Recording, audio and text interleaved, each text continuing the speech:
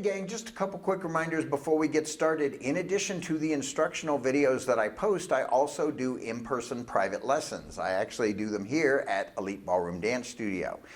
We can do country two-step, country swing, West Coast swing, cowboy cha-cha, waltz, whatever you want.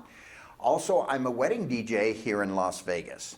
And I also choreograph wedding dances, first dance, father-daughter, mother-son, a whole bunch of different ones. So, if you're interested in any of those services, if you're watching this on YouTube, hit me up through my website at howtodancecountry.com. You'll find my email there. And if you're watching this on Facebook, just hit me up there. All right, here's your video. Hey everybody, it's Patrick once again. This is your Ultimate Turns video, part 1. That's right, there's going to be multiple parts of this. That's why it's an Ultimate Turns video. And today with me I have Lindsay, World Championship Ballroom Dancer. And you might be thinking, why would I learn from a ballroom dancer? Okay, because she is a world champion, all right? So I'm not talking state, I'm not talking country, world. Okay, she's amazing, and she is one of the premier instructors here at Elite Dance Studio, where we are. So if you ever want ballroom lessons, she is the one. Here I am.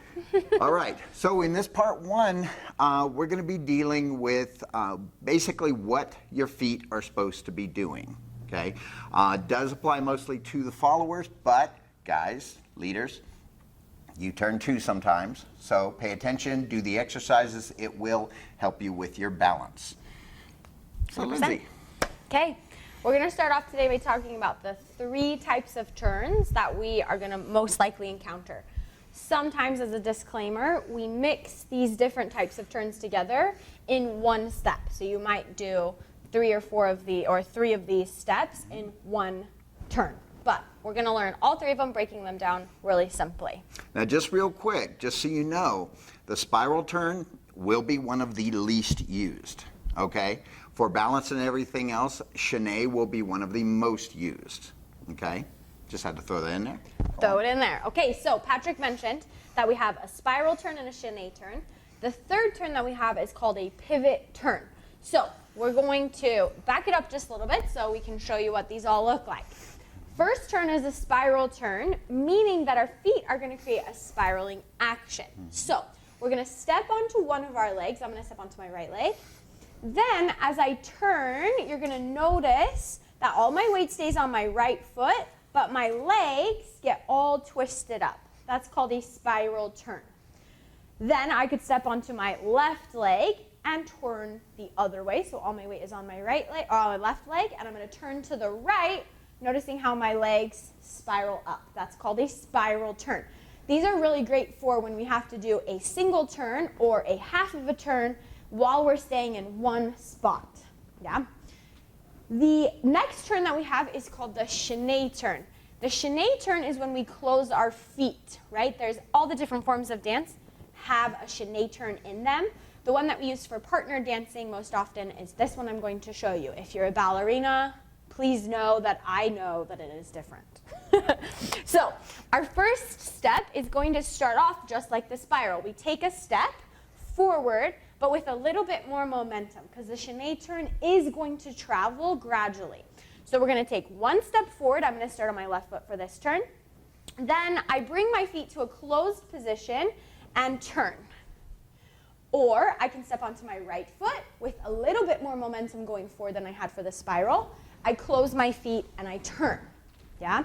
Now, I can also do a chaîné turn where I'm not going to turn all the way around. So I did a full turn. I can also do a chaîné turn that does like a quarter of a turn or a half of a turn. We'll get into more of this when we start talking about exercises. But a chaîné turn simply means I close my feet. Sometimes when you do a chaîné turn, you might do it on your toes. So you might take a step forward on my right foot, and I can go onto my toes to close my feet and then come back out. That also is the same principle. Closing my feet is a chaîné turn.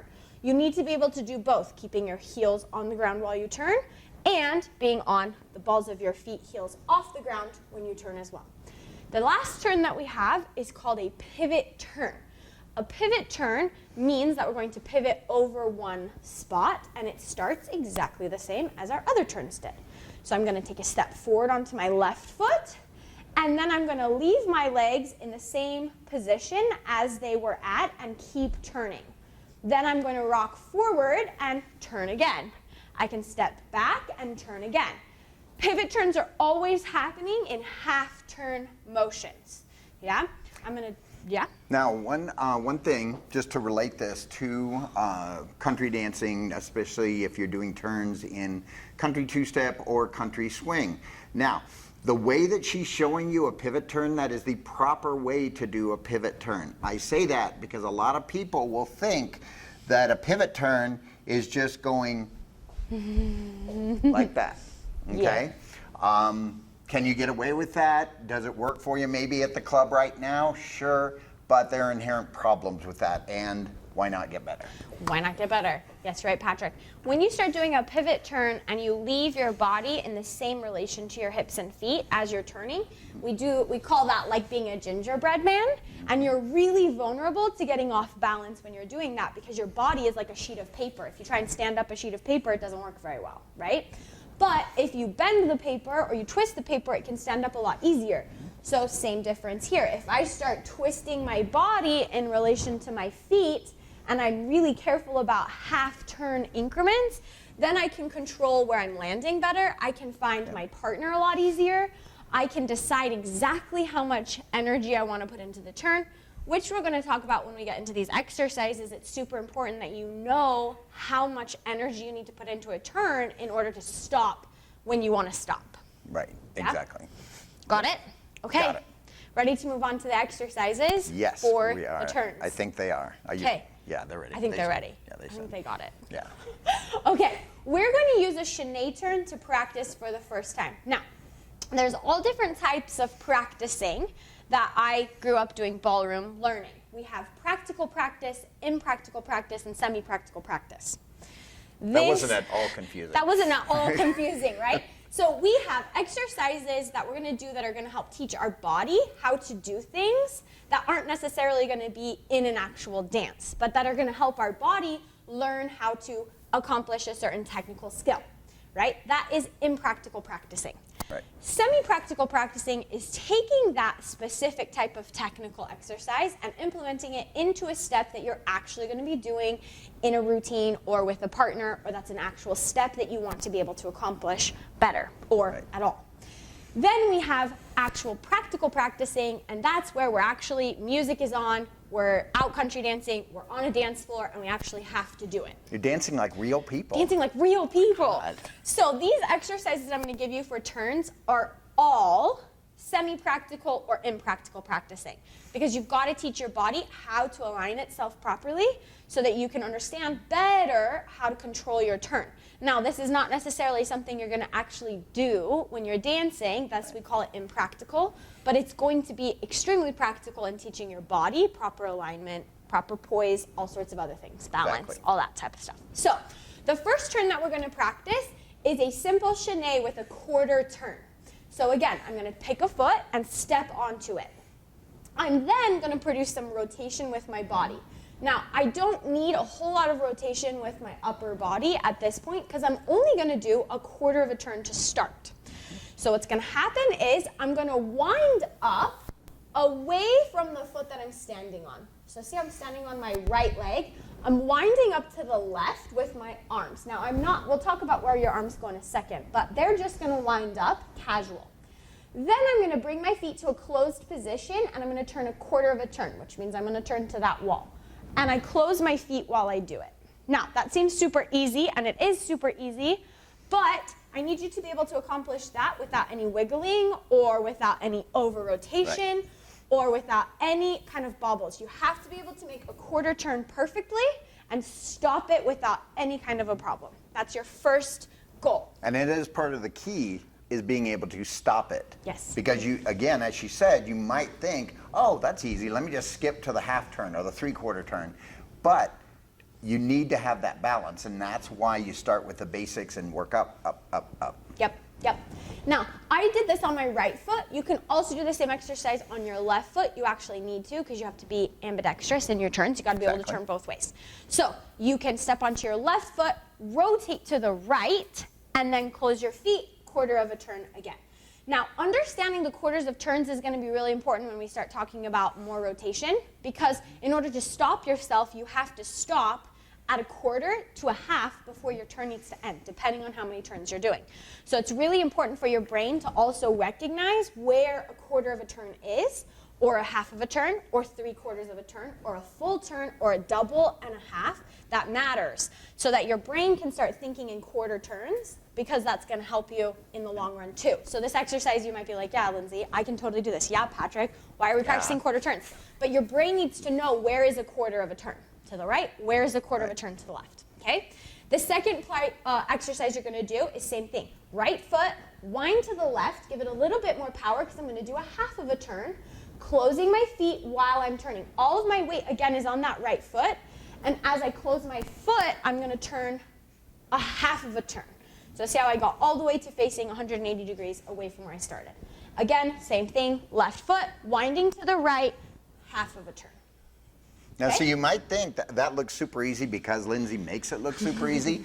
I guarantee you start doing these exercises, and you're going to get there, and you'll be like, okay, that's why we're doing these exercises. Super important that you understand how to keep the weight on the center of your foot when you stop. So this is where we're going to start talking about how to stop our weight. Closing my feet is a really great way to learn how to stop my weight. While I'm turning, the weight is on the balls of my feet. So I'm going to turn to the side so you can kind of see. My weight is on the ball of my foot when I'm turning. So my heel is barely brushing the floor, right? It's barely skimming the floor, right? It's not off the floor, because then that's going to pitch my weight too far forward, and I'm going to always be too far forward, and I'm going to be falling. Yeah? You're not a prima ballerina. You're not up on your toes. You're not. Okay? Not yet, at least. You're just, your weight is on the ball of your feet, but you're not up on your toes. Not up on your toes, yeah? So you're going to get your weight towards the ball of your foot, but your heels can move on the floor. Then when I want to stop, I have to put my weight in the center of my foot, which puts my heel down, which stops my momentum right away. That also is a really great indicator to your partner that you're done turning, because they can see that shift of, it's subtle, but they can see that weight shift, which we're going to talk about in later videos, yeah? So when I'm doing this half of a turn, I step, and as I step onto that right foot, I'm going to move all of my weight to the ball of that foot, so I can barely pick up that front foot. You see that? You can't really see that. I turn to the side. So we're going to go this way. See how you can see how my heel can pick up? Then I'm going to close my feet. I get my wind up, and I'm going to close my foot as I turn that half a turn. When I'm done, I'm going to then put this heel down onto the floor. That's what stops me. I'm going to do that faster, facing the other direction, so you can see the stop. So I'm going to wind up, and I'm going to turn a half of a turn, and you're going to notice that that heel goes down. That's what stops my momentum. That left heel went down. But my weight stayed on my right foot the entire turn. Right. The other foot just comes in and it slides in. There's no weight on it until I want to stop. Okay? That's your half turn. Then you're going to do the exact same exercise with a 3/4 of a turn. So again, stepping on my right foot, I wind up, and I'm going to turn all the way to that wall. And again, put my foot down to stop my weight. Same thing with the left foot forward, winding to the right, and then I'm going to do 3/4 of a turn, heel down. Okay? And we can't emphasize enough, do both sides, do Yep. both directions, okay? Even if, because you can't get in a rut, which a lot of people do out on the dance floor, okay? Even if you dance with the same guy all the time, and he turns you the same direction all the time, still, you need to You be have able a to weakness. turn both ways. Yeah. Yep. Okay. And notice how we're only turning a 1/4 of a turn at the beginning. Like, you will do things that you think aren't that big of a deal, but it still is a 1/4 of a turn. And you don't really recognize it as turn, but it matters that you know how to turn a 1/4 of a turn, and that you're balanced doing it, and that your body recognizes and your mind recognizes, oh, that was a 1/4 of a turn. Yeah? Exactly. Important. So now we're going to do a full turn. When you do anything above a full turn and above, you have to start stopping your momentum early, or you're going to always produce an overturn, okay? So here's what's going to happen. We step onto our right foot again. I wind up to the left. Each time I'm upping the increment of turn I have, I need to up how much rotation I'm putting into that turn, okay? So I'm creating more rotation. Then I'm going to think about stopping at the 1/4 and letting my weight continue through to the hole. here's what I mean. I'm gonna try and do it slow. So I'm winding to the left, I'm turning, I'm thinking about stopping about here. Then I'm gonna let my weight continue to stop there, and I came all the way to a full turn. Or more than likely, once you start doing a full turn and above, you're gonna be doing multiples in a row. So you're gonna finish that turn at the quarter and you're gonna step out at a full turn. That's gonna help us get the chaîné turn feeling, right? So anything under a full turn is not a chaîné turn, right? It's a stationary turn. It's either gonna be a spiral or it's just a straight turn, like we've been practicing. Right. Anytime you get over a full turn, it's probably gonna turn into a chaîné turn or a pivot turn. But if it was a pivot turn, you wouldn't have closed your feet at all. So Exactly. there's that to think about. So again, a full turn to the right, I'm gonna do it all at once. I'm gonna step out because you're gonna need to be able to step out of these turns. Right. So I'm gonna wind up to the left. I'm gonna turn all the way through to the right. I stop at a quarter and then I walk out at a full turn. Yeah, got it? So a full turn is just basically a quarter turn with enough momentum to step out. So by doing the exercise in a full turn, that is really just working on your balance, because you won't really do a full turn. You'll do a 3/4 and then step out. Yeah? So you can practice this exercise by doing a full turn all the way to the front if you want to try and master that. Or maybe you're trying to learn how to do like over a full turn. So I might be trying to do, let's say, 2 turns, and you can practice it that way as well. Yeah? Right. So you have options of how much you're going to try and practice. But anytime you're doing a chaîné turn, you're probably not going to be doing a double and then a step out. Right. You're going to be doing a single and a step out, a single and a step out. Yeah? Right. Just to make it a little bit more semi-practical and not so much impractical. Exactly. There we go. So same thing, you need to practice this on the left side as well. In order to save time, we're not going to practice it. I think Right. you understand the concept. We're looking at quarter turns. The one last thing we're going to talk about while we're working on these exercises is our arms. I'm having very casual, lackadaisical type arms while I'm practicing this because our arms throw us off balance very, very easily. So while you're working on trying to figure out where your alignment is over the ball of your foot or the center of your foot in order to accomplish these turns, I would say you need to practice with your elbows kind of tucked in and worry more about your rib cage rotating in order to create your wind up that you're looking for. When you're actually dancing these turns though, you are either A, going to be so low, therefore you need to tuck your arms so that you're not whacking your partner in the face. That's not optimal. It's not optimal, right? Or perhaps you're going to do the turn and then end and need to find your partner, right? You're going to keep moving down the dance floor or you're going to get back into frame so that you can do something. So you need to be able to practice these turns with your arms tucked in, but also getting a wind up, because a lot of us think that our wind up comes from our arms, which it does not. It comes from your rib cage. Thus, we can practice this with lazy arms. And we'll actually be covering that later, the wind up when you're about to turn. Yeah. So what's going to happen is we need to practice this. Once you have this and you can accomplish it easily, we then are going to work on trying to pick up our arms into a frame once we're done turning. So here's what I'm going to recommend. Start again. I'm going to go on my right leg. You can all tell I'm a right turn dominant, right? Yes. That's what I keep starting with. So I'm going to turn to the left, and I'm going to get a little bit more space so I don't whack Patrick. We're going to step onto that right leg. I'm going to wind up to the left, but notice how I picked up my frame a little bit more. I'm not tucking it all the way in, and I'm for sure letting that rotation come from my rib cage, and that's what's affecting my arms. Then I'm going to do a full turn, which is really going to be what? 3/4 of a turn. And a step. And I'm going to tuck my arms in. When I step out, I'm going to bring my frame up into a ready position, meaning now I'm ready for whatever my partner has to throw at me. Yeah?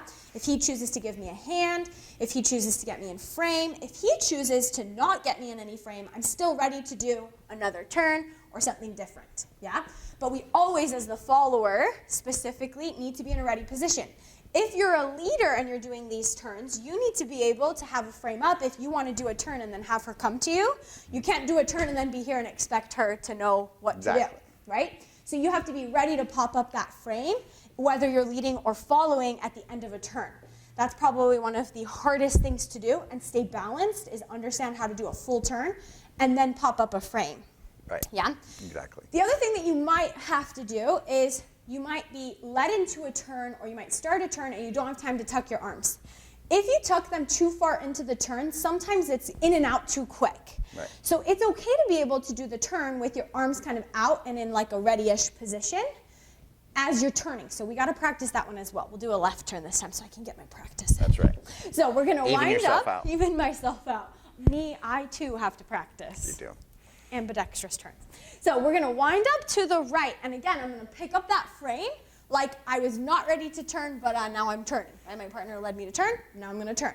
So I can do the turn with my arms up the whole time. That is a lot harder because I have a lot more moving parts from my center of levitation that have the ability to throw me off. Center of levitation, center of gravity. We'll get into that later, yeah?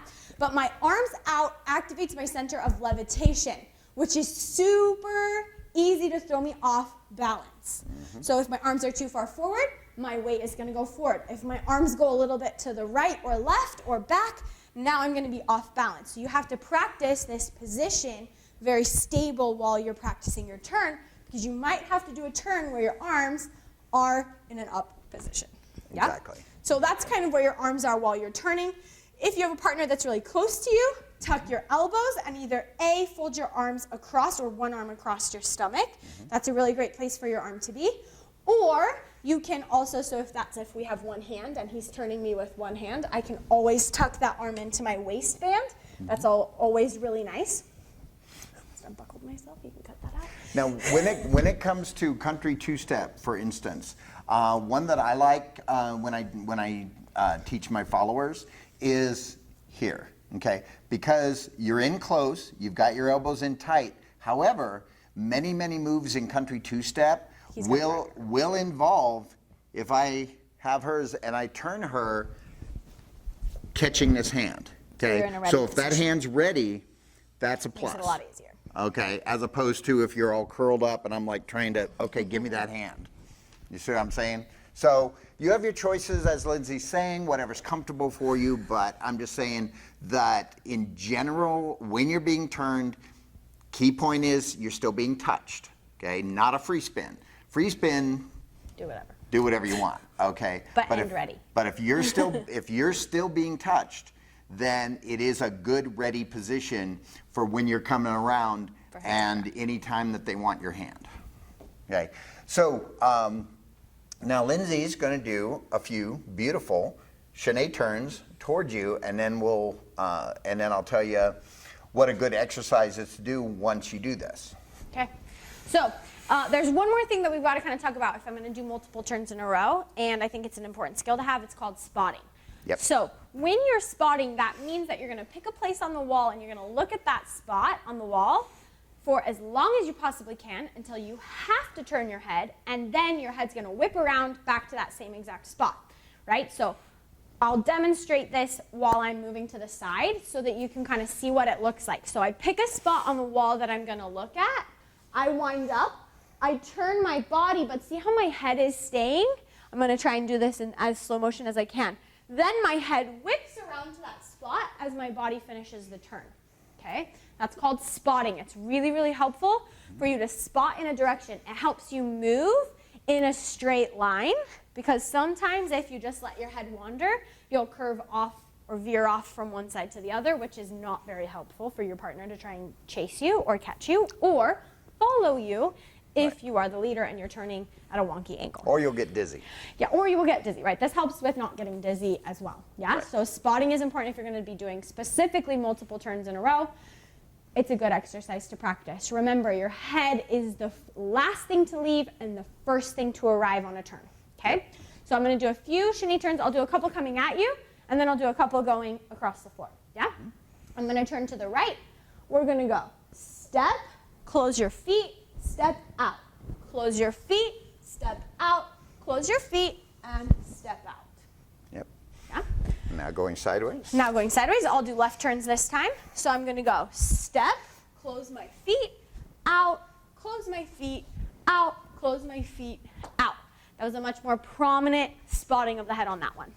Now, one quick note about that is that the great thing about chaîné turns is they allow you to control how far and how fast you're going. Because with pivot turns, the unfortunate thing is, even though most of you out there who's never learned how to do a turn, that's your go-to is a pivot turn. You're just going left, right, left, right, left, right. And the problem is you don't have a whole lot of control. But if I'm taking Lindsay, okay, just on a simple inside turn, she can control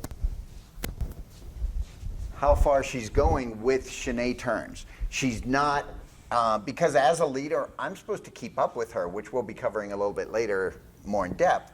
But it keeps your turns from going clear across the dance floor, if that makes sense. Now, for the chaîné turns, one really good exercise, once you start easy with the beginner stuff, with the quarter turns, okay, and you start doing chaîné turns, then you test yourself. You start spotting, you just pick a spot on the other wall at your house, in your driveway, wherever you're doing it, okay, and then start going. Because I died. Yeah. Like breathed in a piece of dust. All good. Sorry. It happens to the best of us. I was like, I'm gonna wait for him to take a breath and then I'll stop. Right? And then I was like, no, he's gonna keep going. Exactly. Oh yeah, why not? Okay, we got 5 more minutes. Yeah, she's better. Okay, so pick a spot and then start going. Start doing your chaîné turns. See where you ended up. Did you end up exactly where you aimed at, or were you over here? Left or right. Okay. It's really nice to practice this specific exercise with like a floor that has a pattern on it, or like a plank, because like as you see, I have planks on the floor here. I can see if I'm turning on that same plank. It gives you a really great reference point. You can go, oh yeah, I got 3 planks over while I did that exercise, or I was able to stay close to that same plank. Right, exactly. Cool. Did you cover everything? I think so. I think so. I can't think of anything we missed. That was part 1. Part All one. right. Types of Part turns. 1. There's going to be 3 parts, we think, unless we think of a whole bunch of other stuff to tell you. For now, 3 parts. The working theory is 3. So this is part 1. Have fun with that. That's going to give you a good base. Okay, leaders, do this too. Okay. Please. Yes, the followers are generally the one turning, but the better you get, the fancier you get, you will turn. There will be times when you are turning as a leader, and why not look good doing it? Why not have your balance? Okay. I think it's also really important to note too that, like, leaders, if you understand what she's trying to do while she's turning, you can read her a lot better. You can see, oh, I can tell she's kind of losing steam. I know what that feels like because I tried doing that, right? You might be like, I'm never going to be comfortable with turning, but if you practice the turns and you kind of understand what it is that she's trying to accomplish, you'll be able to read her body language a lot better. You'll be able to tell, oh yeah, she's probably going to be more likely to fall forward on that type of turn, or she's going to maybe want to tuck her arms a little longer because she wants that momentum. I need to be able to read that versus trying to grab at her hands, right? There's lots of different things that you can learn simply by just learning how to turn that are going to help you as a leader. And that knowledge is really important, because generally when you're out there in the club and you see a girl, maybe you're dancing with her, maybe she's like, oh, I don't know how to dance, and you're just kind of guiding her into it, that kind of knowledge helps a lot So much. for you to take care of her, not overwhelm her, not throw a bunch of stuff at her, but take care so that her first experience with dancing, or one of her first, is great. She's like, oh wow, that was really comfortable. It wasn't you yanking her around the dance floor with no clue what you're doing. Yeah.